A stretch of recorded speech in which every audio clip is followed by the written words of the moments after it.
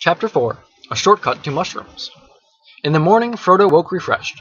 He was lying in a bower made by a living tree, with branches laced and drooping to the ground.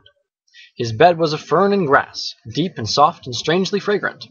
The sun was shining through the fluttering leaves, which were still green upon the tree. He jumped up and went out. Sam was sitting on the grass near the edge of the wood. Pippin was standing studying the sky and weather. There was no sign of the elves. "They have left us fruit and drink and bread," said Pippin. "Come and have your breakfast. The bread tastes almost as good as it did last night. I did not want to leave you any, but Sam insisted."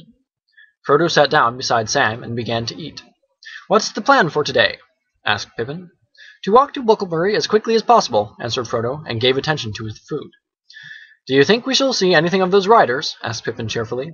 Under the morning sun, the prospect of seeing a whole troop of them did not seem very alarming to them. "Yes, probably," said Frodo, not liking the reminder. "But I hope to get across the river without their seeing us." "Did you find out anything about them from Gildor?" "Not much, only hints and riddles," said Frodo evasively. "Did you ask about the sniffing?" "We didn't discuss it," said Frodo with his mouth full. "You should have. I'm sure it is very important." "In that case, I am sure Gildor would have refused to explain it," said Frodo sharply. "And now leave me in peace for a bit. I don't want to answer a string of questions while I am eating. I want to think." "Good heavens," said Pippin, "at breakfast?" He walked away towards the edge of the green. From Frodo's mind the bright morning, treacherously bright he thought, had not banished the fear of pursuit, and he pondered the words of Gildor. The merry voice of Pippin came to him. He was running on the green turf and singing. "No, no, I could not," he said to himself. "It is one thing to take my young friends walking over the Shire with me until we are hungry and weary, and food and bed are sweet. To take them into exile, where hunger and weariness may have no cure, is quite another, even if they are willing to come.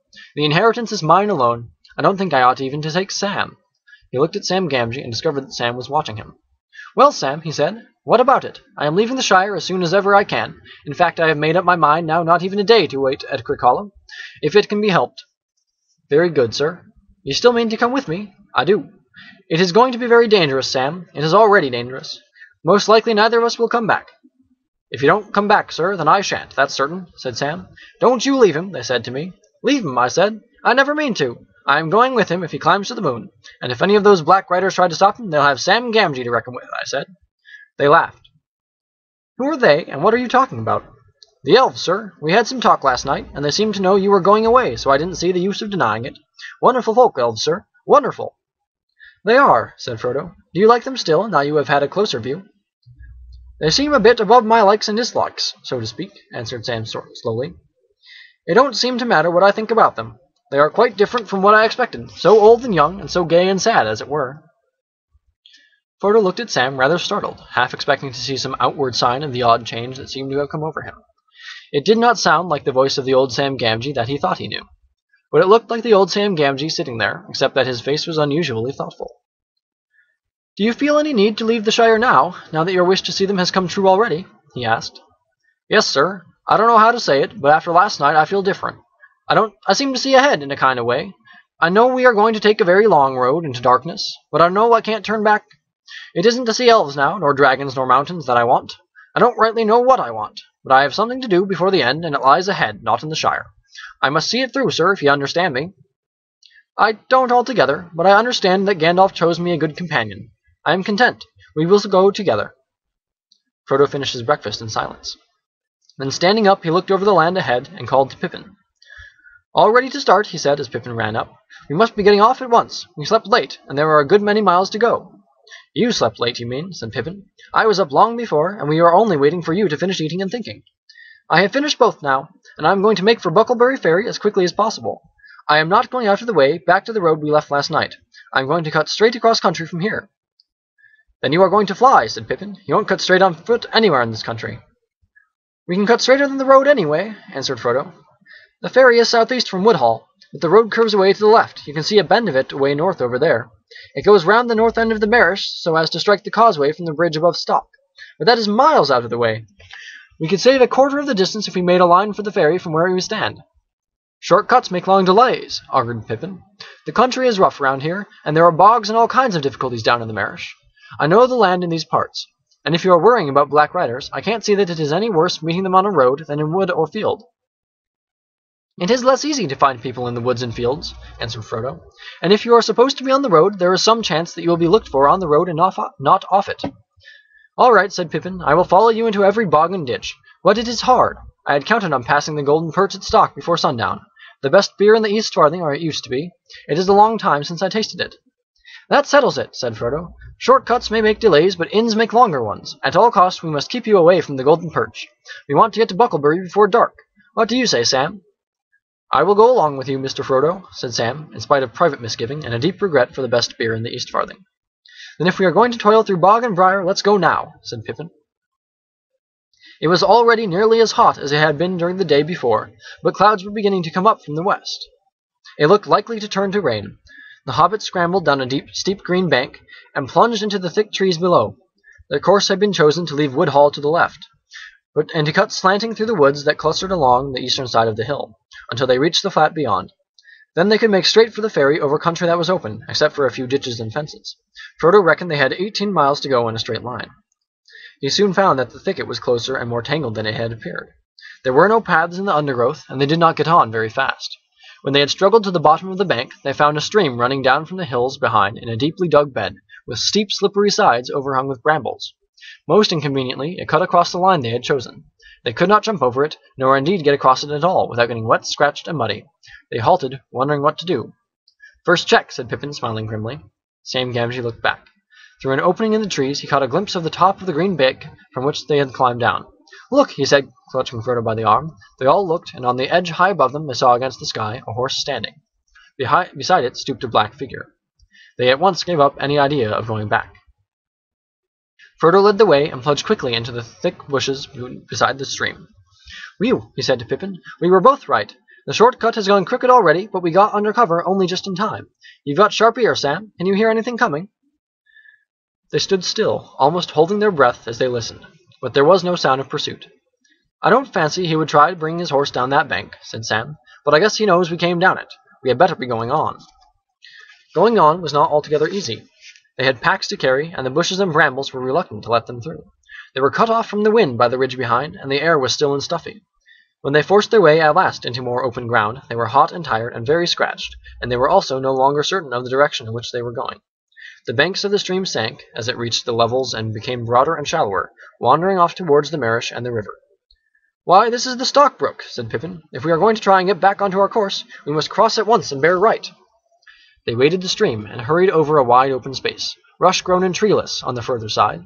Beyond that they came again to a belt of trees, tall oaks for the most part, with here and there an elm tree or an ash.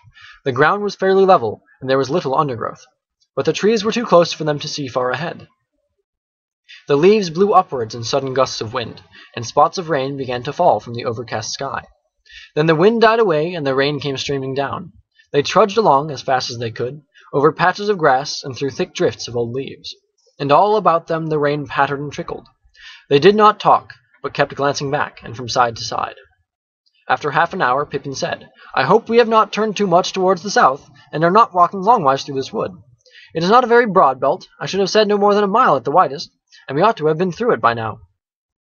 "It is no good our starting to go in zigzags," said Frodo. "That won't mend matters. Let us keep on as we are going. I am not yet sure that I want to come out into the open yet." They went on for perhaps another couple of miles. Then the sun gleamed out of ragged clouds again, and the rain lessened. It was now past midday, and they felt it was high time for lunch. They halted under an elm tree. Its leaves, though fast turning yellow, were still thick, and the ground at its feet was fairly dry and sheltered. When they came to make their meal, they found that the elves had filled their bottles with a clear drink, pale golden in color. It had the scent of a honey made of many flowers, and was wonderfully refreshing. Very soon they were laughing and snapping their fingers at rain and at black riders. The last few miles, they felt, would soon be behind them. Frodo propped his back against the tree trunk and closed his eyes. Sam and Pippin sat near, and they began to hum and then to sing softly. "Ho, ho, ho! To the bottle I go, to heal my heart and drown my woe. Rain may fall and wind may blow, and many miles be still to go, but under a tall tree I will lie, and let the clouds go sailing by." "Ho, ho, ho!" They began again louder. They stopped short suddenly. Frodo sprang to his feet. A long-drawn wail came down the wind like the cry of some evil and lonely creature. It rose and fell, and ended on a high, piercing note. Even as they sat and stood, as if suddenly frozen, it was answered by another cry, fainter and further off, but no less chilling to the blood. There was then a silence, broken only by the sound of the wind in the leaves. "And what do you think that was?" Pippin asked at last, trying to speak lightly, but quavering a little. "If it was a bird, it is not one that I never heard in the Shire before." "It was not bird or beast," said Frodo. "It was a call or a signal. There were words in that cry, though I could not catch them. But no hobbit has such a voice." No more was said about it. They were all thinking of the riders, but no one spoke of them. They were now reluctant either to stay or go on, but sooner or later they had got to get across the open country to the ferry, and it was best to go sooner and in daylight. In a few moments they had shouldered their packs again and were off. Before long the wood came to a sudden end. Wide grassland stretched before them. They now saw that they had, in fact, turned too much to the south. Away over the flats they could glimpse the low hill of Bucklebury across the river, but it was now to their left. Creeping cautiously out from the edge of the trees, they set off across the open as quickly as they could. At first they felt afraid, away from the shelter of the wood. Far back behind them stood the high place where they had breakfasted. Frodo half expected to see the small, distant figure of a horseman on the ridge dark against the sky, but there was no sign of one. The sun, escaping from the breaking clouds as it sank towards the hills they had left, was now shining brightly again. Their fear left them, though they still felt uneasy. But the land became steadily more tame and well ordered. Soon they came into well-tended fields and meadows. There were hedges and gates and dikes for drainage. Everything seemed quiet and peacefully, just an ordinary corner of the Shire. Their spirits rose with every step.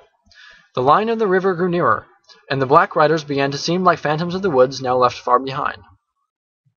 They passed along the edge of a huge turnip field, and came to a stout gate.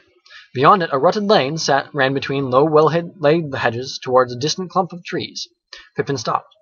"I know these fields and this gate," he said. "We are on old Farmer Maggot's land. That must be his farm away there in the trees." "One trouble after another," said Frodo, looking nearly as much alarmed as if Pippin had declared the lane was the slot leading to a dragon's den. The others looked at him in surprise. "What's wrong with old Maggot?" asked Pippin. "He's a good friend to all the Brandybucks. Of course he's a terror to trespassers and keeps ferocious dogs. But after all, folk down here are near the border and have to be more on their guard." "I know," said Frodo, "but all the same," he added with a shamefaced laugh, "I am terrified of him and his dogs. I have avoided his farm for years and years. He caught me several times trespassing after mushrooms when I was a youngster at Brandy Hall. On the last occasion he beat me, and then took me and showed me to his dogs. 'See, lads,' he said, 'next time this young varmint sets foot on my land, you can eat him. Now see him off.'